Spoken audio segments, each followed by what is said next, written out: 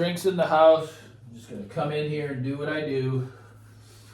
Whatever it may be. It could ruffle some feathers, but there's some mysteries that I would like resolved or answered maybe by some comments that can come in.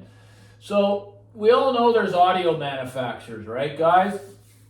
There's geniuses that have companies, similar, like Nelson Pass, for instance, or Gilbert Young of Blue Circle, or these are the designers and the engineers, and sometimes even the actual builders. They build them themselves if it's a small outfit.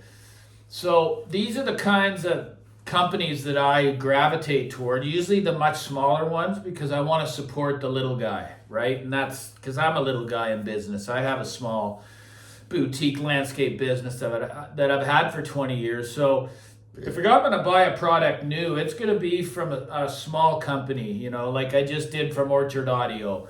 I want to support Leo. That's where I want my money to go if it's going to go somewhere. So I just see lately this Gallion, okay? Here's a company that's getting, or I don't even know what they are, but they're getting hyped right out, right? And Thomas and Stereo's done a great job marketing it and doing all that, and he has his name behind it and all that stuff. But I'll tell you right now, for one, I don't like the look. He wouldn't send me one anyway, because he probably doesn't like what I stand for here on YouTube, and that's okay. Maybe he does. When I used to watch reviews, I liked him. For one of the main reasons is, he does something a little different. He brings equipment to his other friends' systems homes to evaluate there, to give a different perspective for viewers of what they may encounter, in their own room, which again, you yourself are the reviewer at the end of the day, so we can't really go by any of it. It's just entertainment. I feel it's just entertainment at the end of the day, but I would just like to know who are the builders and true engineers and designers of Gallion products? Because I'm sitting here with one of the world's most iconic amplifiers and companies, Line Magnetic, and this is a real tube amp, guys, meaning that it's a single-ended triode, it's an 845, and it's tube rectified, so it's basically the top of the heap, okay? And you can get their newest version. This is the 518. The replacement's called the 845. You can get that for the same price as you can get a Gallion. And again, this is a tried and true company for decades, right? Built with the highest quality control in the best factory in China, okay, which is the KN factory.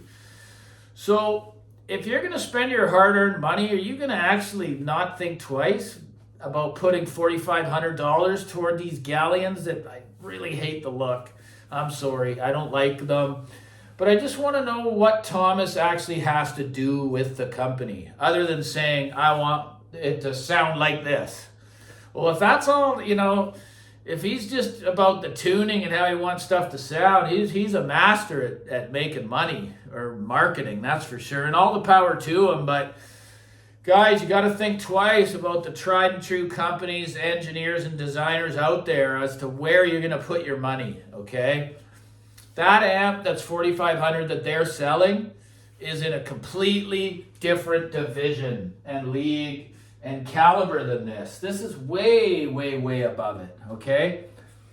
So,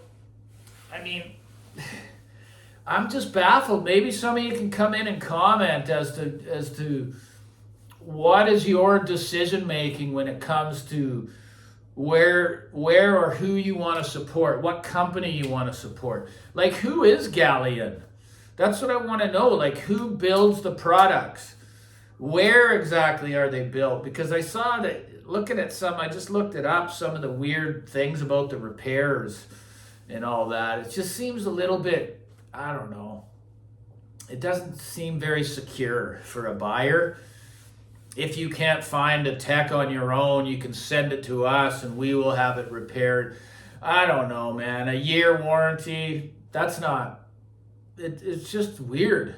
All I know is he's done a great job marketing the products. The hype's all over the internet. I myself don't like any of the looks of any of the products.